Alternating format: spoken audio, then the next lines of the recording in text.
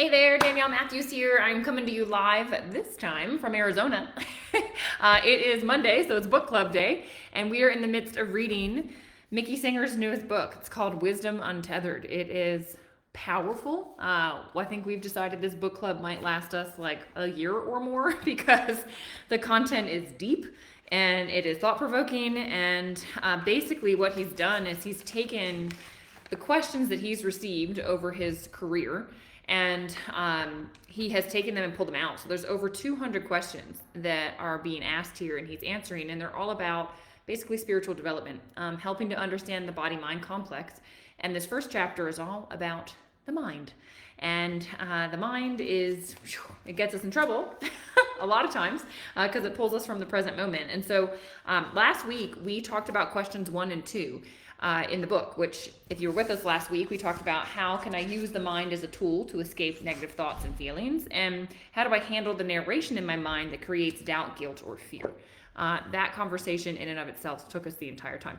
So if you are joining us live, please let me know that you're here. If you're catching the replay, let me know that you're catching the replay. It is always fun for me to see. Let me get my chat pulled up. There we go. Now I can see the chat. Wonderful. And if you want to catch this later, it's also always up on my YouTube, Enlightened Minds Book Club. So the first question that we're going to get to is, how can I shift from personal to impersonal thinking? Okay. Hey, Karen. It's good to see you. Personal to impersonal thinking. And he gave a little challenge. I am curious. Hey, Tina. Did any of you guys put a 1 in the chat if you did his challenge? This was the challenge where basically he said every moment, use moment by moment to shift your perspective. Like when you enter into a door or through a doorway, when you get into your car, when you're about to get out of your car, when you're about to get out of bed. All these little things are all moments that he's offering for you to do a little bit of a shift in perspective. And I thought it was very timely that we're reading this. And, you know, we just had astronauts on Artemis, right? Artemis 2, going all the way up around the moon, back down. And I don't know about you, but anytime I think about space, it just puts things in perspective like that to me. You know, right now I'm out in Sedona. It's a dark sky city. So at night, there's no lights. You look up and you see every star in the sky, and it's just like, it humbles you and makes you realize just how small you are, almost how insignificant the little things are that are getting you upset that this just shouldn't be. Karen tried it. Okay, so this is what he said. Well, first of all, let's talk about impersonal, personal mind. He said, the impersonal mind refers to the deeper, more peaceful thought patterns that are not about your personal desires and fears. So can we all recognize that there is a part of us that is always more peaceful, and then there's a part of us that has a lot going on, a lot of preferences, a lot of desires, a lot of fears, a lot of everything, very chatty.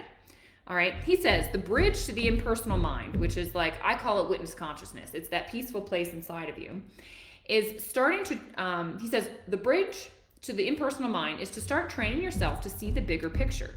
You must work through your thoughts to get off of your addiction to thinking about yourself and on to thinking with a much larger frame of reference.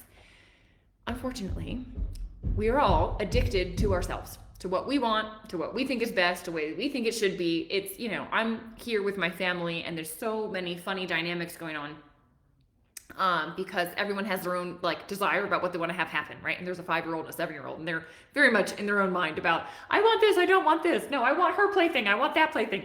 And it's funny because as we grow up, the same thing starts to happen. And we don't realize it because we think it's so normal because it's always been so close to us. But what he's saying is if you can give yourself a bigger frame of reference, you will see that everything's not about you. We have a little magic trick where we make everything personal to us, but really most things are not about us, okay? And yeah, Karen, this exercise caused us to be present. So here was his exercise, and I want to challenge all of you to do it this week if you didn't, and actually keep doing it. It is a fabulous reminder. He says every moment is an opportunity to shift your perspective. When you're sitting in your car, before you start your engine, just stop for a second. Notice that you're on a little planet spinning in the middle of nowhere. That's your reality. Then start your car. Like, tell me that doesn't just knock you back. I love Colorado. I lived in Colorado for many years. I loved living there because the mountains were so big and so vast. And I would look at the top of them, and I know, because I climbed a 14er before, I knew how many hours and how much effort it took to get up that mountain and just how tiny I was in comparison to that mammoth thing. And he takes it even bigger. He says, you're on a little planet spinning in the middle of nowhere, right? We all just watched, hopefully you watched and saw Artemis 2, right? We launched into space, they went to the moon and came back. Look at this tiny thing. Like, they could see all of us. They could see billions of us from their perspective, right? How much does it matter, if you're having tea or coffee in the morning, right? It doesn't matter. It's like, it doesn't. Get a bigger perspective. This is what he says. Before you start your car, just remember, I'm spinning on a planet in the middle of nowhere. Okay? Yes, Cali, I love Colorado too. I'm sure you miss it too. All right. When you arrive, he says, then at your destination, before you get out, stop again. Recognize that you just moved across a stretch of a very small stretch of space on the surface of a very vast planet, and now you're stepping out into another moment of your life. Moment by moment by moment is what he's teaching you how to live. My teacher says it all the time, Amrit Desai, Gurudev. He says, all you have is this moment. Stop bringing your past with you. Stop thinking about the future. Be in the moment. Be right here, right now, moment by moment by moment. All right, do this every time you walk through a doorway, every time you pick up the phone, every time that you engage with the world. It only takes a second, and it will train your mind to see beyond its narrow, self-centered concerns. It has been really fun for me to be with my nieces these last couple of days because they're 5 and 7, and so their world is constant.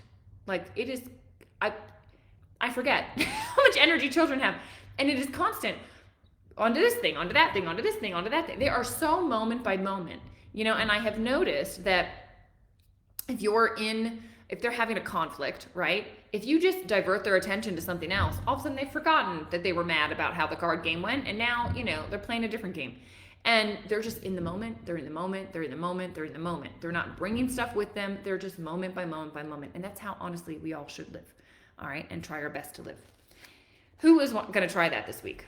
I think the car is a great time. We always get in our car. So just before you turn the key or before you press the button, whatever your car is to start it, just stop and go, I am literally on a planet spinning in the middle of nowhere in vast outer space, right? This is what the night sky does to me every time I look at it. I'm like, where am I and what is going on?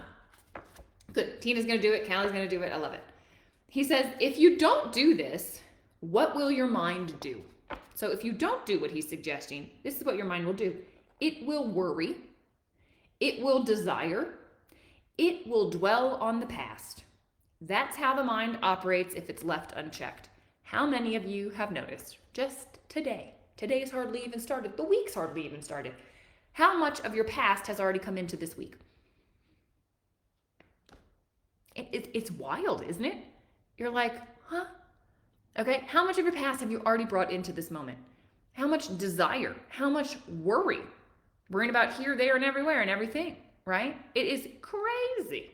It is crazy. He says, this is just how the mind is. But here's the good news.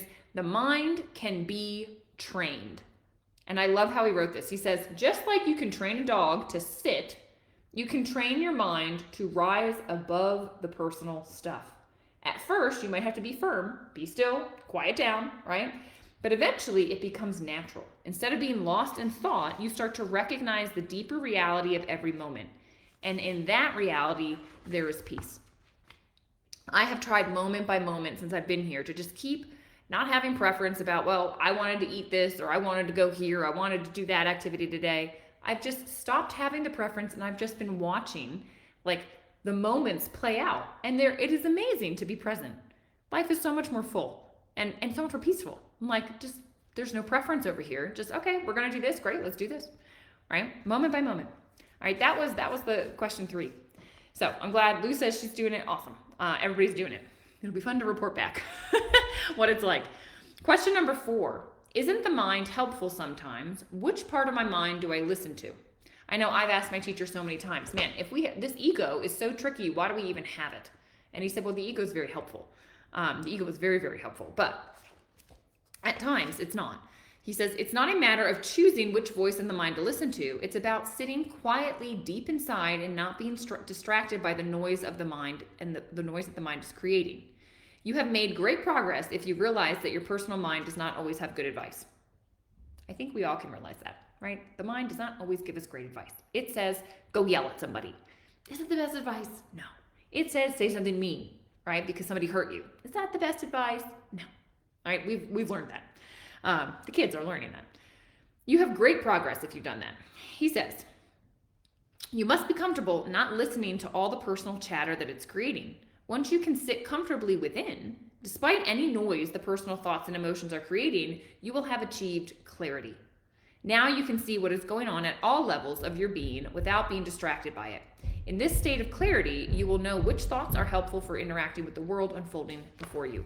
This is where you start to have discernment to know what is the right action, what is the right thing to say. I watch people that are so clear, they're very intuitive. They don't get distracted or buffeted by this and that and everything else in their mind. They're able to just kind of watch the mind ping pong and do its thing and sit back. And because they have the higher perspective, the bigger perspective, they're able to figure out what to say, what direction to take, what decision to make, where to go. Put a 5 in the chat. High five me if you would like to just have clear discernment day to day. To not be pulled by fear and worry, to not be moved by desire and wanting, to just be able to go moment by moment peaceful, moment by moment super clear, whatever is unfolding, right? That's what I want. That's why I read these books. That's why I ask you to join me on these book clubs so we can have these conversations, because to me, this is what life's about. Anything else is just silliness. Tina is high-fiving me. All right. He says, you don't have to listen to every thought. You are perfectly capable of seeing a thought for what it is, a temporary expression passing through your mind. It comes and it goes. I'm sitting here looking out at Sedona. It's gorgeous. And there's like the weather that moves through here is amazing. Sometimes it's super cloudy. Sometimes it's sun that is just like desert sun. It's a lot. Sometimes it's like a rain cloud will come and go. Sometimes there's rainbows out here. It's just gorgeous, but it comes and it goes. And what's the consistent thing? It always ends up going. Sometimes when it comes, like yesterday, it was super windy, like it's moving deck chairs out there. All the deck, got rearranged, the furniture did because of the wind, but it passes. And that's the same thing that you need to realize with your mind. The thought comes, but it also goes. The emotion can be intense and pull you, but if you just step back, if you just give it a little space, it's going to flow through. That's what you have to realize. It's a temporary expression. You can certainly choose to listen to some of these expressions if they are of assistance to you, especially the purely intellectual thoughts, right? This is where my teacher said, yeah, Danielle, the mind is amazing. It's how you remember how to talk every day. It's how you remember how to drive a car, how you remember to walk. The mind, ego mind is incredible. You want it. But, it's more the intellectual side that's very helpful. With the emotions and the worries and the fears and all of that, that's where it's not helpful. That's where it's not being of assistance. The intellectual analytical mind can be very good in that realm. But if you think that you are your thoughts and you react to every thought that you have, you're going to be in big trouble. All right, the number one realization in Eastern philosophy, they say the yogis were searching and asking if there was a single truth that, if known, changed everything and would solve everything. What is that truth? The realization that you are not your thoughts. If you can just moment by moment, remember, I'm not that chatter. I'm the thing watching the chatter, right? I'm not the wind. I'm not the clouds. I'm the sky through which all of this is passing. That is going to liberate you. That's the thing you need to remember. No one is suggesting that you ignore all of your thoughts. Just start with the ones that have no value or they rob joy from your life. How is it that you're having a wonderful time and then all of a sudden the mind comes in? I was talking with one of my students the other day and she was like, yeah, I was in my car with my husband. We're having a great time. And then all of a sudden my mind just had this little zing that it wanted to say to my husband. And I said it. And then everything went south. Everything went south. And I was watching myself do it going, why did I just do that? Everything was wonderful. Why did I just say that? And be honest. How many of you have done that, right? It's just just a little poke, and then you're like, why did I listen to my mind? That was not helpful at all. But the mind felt like it was going to get something. It was going to get the upper hand, right? The ego always wants to win. So he says, you'll be surprised to see how many of your thoughts fall into this category where they steal joy from your life. For example, what is the advantage of being bothered by thoughts of the past? I love this. What is the advantage of being bothered by thoughts of the past? Why do you go there? What is the advantage of that? I think that you could just put that question on your lock screen on your phone and just, oh yeah, good point, right? Every time, oh yeah, good point. What is the point? What is the advantage of being bothered by thoughts of your past? Your mind is going to feel vindicated and like, I'm right, I'm going to say this exact right thing, I'm going to get them this time. No. If you're present moment by moment, you're not going to be taken advantage of, or you're going to see what someone's doing and you're going to realize that's on them, it's not on me. Like, there's so much. There's no reason to bring the past into the present moment. There just is no reason. The past is over, he said. It had its day. If it wasn't pleasant, thank God it's over. Why are you continuing to relive it? Why keep hanging on and hanging out with thoughts that bring you back to the disturbance you felt when the event happened? Why would you keep reliving a painful thing? Why? Thank you, Mickey. It's such a pointed question. He says that has no value, only cost. It has no value, only cost. I like to think about, we have only so much life force in our body, and I think about it as like a cup of change. And, you can spend your money on certain things. You spend money on keeping yourself well and digesting your food and all these little things. Or you can spend your money thinking about your past. You can spend your money being upset about things that happened in the past. You can spend all sorts of money being stressed out about the future. What do you want to spend your money on? It's totally up to you. But if you spend your money on thoughts of the past, there is just a cost. There is zero value given to your life. Have you thought about that? It's wild, isn't it? Which is, when you put it that way, it is brilliant, Callie. I agree. Tina says, learning to not to poke the bear. Yeah, exactly. Like, it's brilliant when you give it that perspective. You see how silly it is. It's like, again, I hate to keep bringing up my nieces, but they're little, and so there's a lot that they're learning, and it's like, don't touch that. It hurts. Like, they had to learn about cactuses, and we had to teach them. Do you see those pokey things? If you touch that, it's going to hurt. And thankfully, they just trusted us. They didn't go, really? And poke it. But it's like, there's some things, and they probably have, because we've told them other things, like, don't touch the stove, it hurts. They touch the stove. Ow! Yeah, we told you it was going to hurt. These are the things that we learn in time, and now we're just being told, and hopefully, you already know this. There is no value to thinking about your past, only cost. You know that, so why do you keep doing it? Stop spending the money there. Stop spending your life force energy there. Just stop. Like, there's nothing more to it except stop. People get lost in such thoughts all the time, and these thoughts ruin their lives.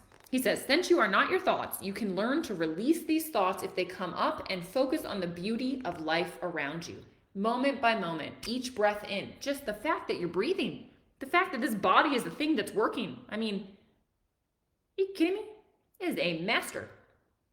Like, it's incredible. I'm looking at these little kids and I'm just like amazed. Like, man, when you just think about life, where we were talking, I don't even know how we got on the topic the other day about where the girls were before they came, in mommy's belly. And they were like, I don't know, where was I? Right? It's like, where did you come from? How are you even here? Where are you going? I think the question was, where were you? Where do you go when you die? Because my parents' dog died since the last time that they were here. And it's like, well, where were you before you came here? These are the types of questions that it's like, you get the perspective, you pull back from the silly worry and fears and doubts. All right. Focus more on the constructive thoughts that are raising you instead of tearing you down. This is true for all the personal disturbing thoughts, like no one likes me, or I can't believe I said that, or I feel so uncomfortable, right? These little thoughts, just pull back and remember, we just sent people to the moon. We are on this tiny little planet spinning in the middle of nowhere. We know nothing. All right, there's so much out there.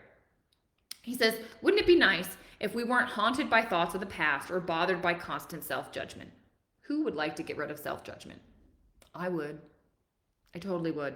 All right, these kids don't have self-judgment. I watch them. They are not judging themselves. They are just them. They are just them. You can be that too. What if we could always appreciate that we are alive and able to experience the reality as it passes before us? There are just some things, it puts you into perspective. I remember, I think I've maybe shared this before. My boyfriend and I were driving one day and I look over and he's just smiling, like having the best time. And we've been in the car for forever and we were still forever till we were getting home. And I was like, why are you so happy? Like, what is going on?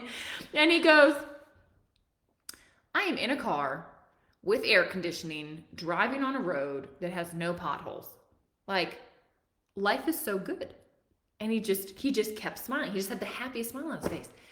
And I just stopped and I looked at him and I'm like, wow. And he goes, you don't understand. In Cuba, where I grew up, the government did not keep the roads up. There's potholes everywhere, like everywhere.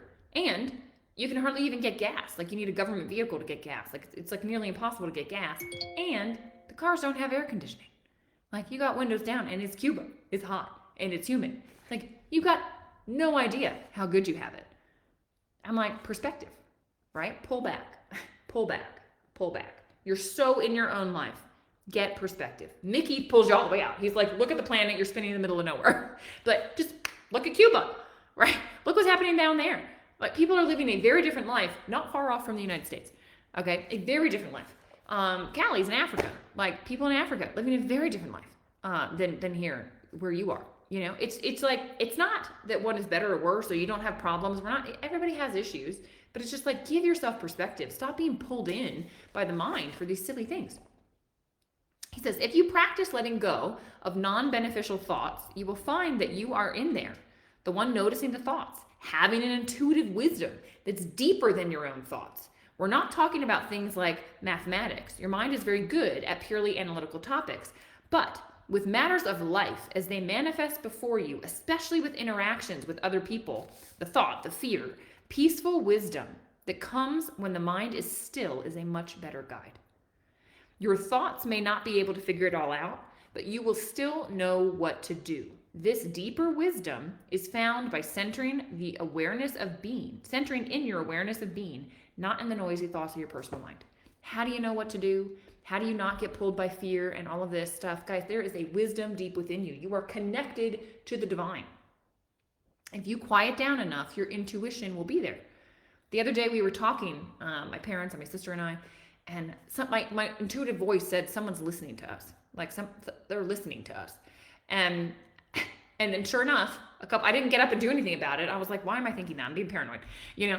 But then a couple minutes later, my nieces walked around the corner. They had been sitting, creeping at the bottom of the stairs, listening, or excuse me, the top of the stairs, listening to us talking. And then they came around the corner giggling, you know? And my intuition had told me that they were there, but I hadn't acted on it. But their intuition is always there. It is always there. And that wisdom of knowing what to do, what to say, where to go, all of these things, it's always right there. All right, how do you get there? By quieting the mind, by not listening to all the chitter chatter, right? That's taking you nowhere. Okay, how are you guys liking this book? Are you enjoying it? I honestly think just the first chapter, you could spend a lifetime reading and rereading and reading and rereading. That's why I didn't want to go fast through this book, because I just feel like every paragraph that he's written, he's so intentional with his answers to these questions, because this is Mickey's like life's work. If you haven't read his other books, I highly recommend them. Surrender Experiment, Untethered Living, Living Untethered, and then Wisdom Untethered. So good. Tina, you're enjoying it. I'm glad. Guys, there is so much to each of these questions. And these are like, he's discerned the top 200 questions that he's gotten. And he does talks constantly. Good. Everybody's loving it. Okay. All right. Question 5. How do I apply the teachings of letting go when I have an anxiety disorder? Is it really the same process as for those who don't have a psychological illness? This is a great question, because some people have gotten so pulled into the mind that it's literally causing enough problems that they can't function in life. All right, and it is a diagnosed disorder. And medication is involved. There are a lot of people that are on anxiety medications. Here's the thing. This is great news. He says, it's important to understand that the self, consciousness, the witnessing presence, is transcendent to all mental, emotional, and physical states, right? It's the soul that's in the body. It transcends all of these things.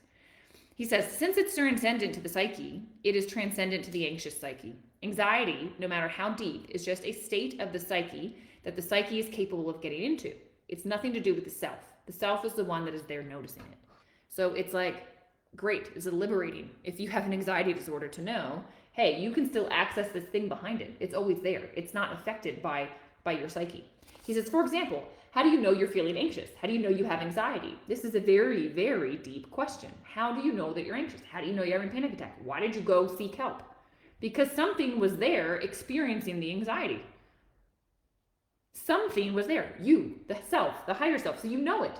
All right. You are not anxious. You are watching an anxious psyche. And it was so disturbing for such an extended period, you finally went and got help. All right. The problem is you tend to get drawn down into it, just like everyone tends to get drawn down into their psyche. And if you're living in that, it's like living at the top of the ocean. There's a lot of waves and it's very choppy and it's awful. Why not sink beneath the surface to the peace at the bottom where you can look up, you can see the waves, they're still there, but you're peaceful. That's what this is about. He says, if you've been diagnosed with this anxiety disorder, the assistance of a professional can be helpful. But fortunately, in the end, the process of stepping back and observing the mind is exactly the same for you as it is for everyone who's growing spiritually, because this goes beyond. We are transcending the mind. We are moving into the spiritual realm. He says, your growth is to be able to sit in the witness and learn to be comfortable with everything that you see. If you're having a good day, be comfortable with the good day. If you're having a bad day, relax your shoulders and and just witness, right? Relax the belly, relax your heart, and say, oh, look, this is what it means to be experiencing anxiety. You know you're in the present moment if your body is relaxed. That's how you'll know. If you're in anxiety, you're like tightened, right? And if you check your body and it's tight, just relax. Relax the shoulders, relax the heart, relax the stomach, breathe. Witness that your body was just experiencing anxiety. It's not good or bad. All right, it just is as it is. Okay? The self is watching the psyche. And what you'll see is that you really can you really can sit within the self and simply watch, even if the psyche isn't doing well. To the extent that you are able to sit in the self, you will start to feel spiritual energy come in from behind. Even in the midst of an anxious psyche, you can feel uplifted. You can feel the joy of the self coming through. All right, it's always there. Yeah, Karen, I like the question format of this book as well. I think it's great. Okay, we've got 3 questions left in this chapter. We've got a few minutes left. Let's keep going. Question 6. I have done destructive things in my life and caused trouble for others. I can't seem to let go of the guilt and don't know how to fix the things for the people that I hurt. This is the deep one. Put a 1 in the chat. Do you have any guilt or shame or regret for how you've treated someone in the past? Put a 1. Consider me putting a 1.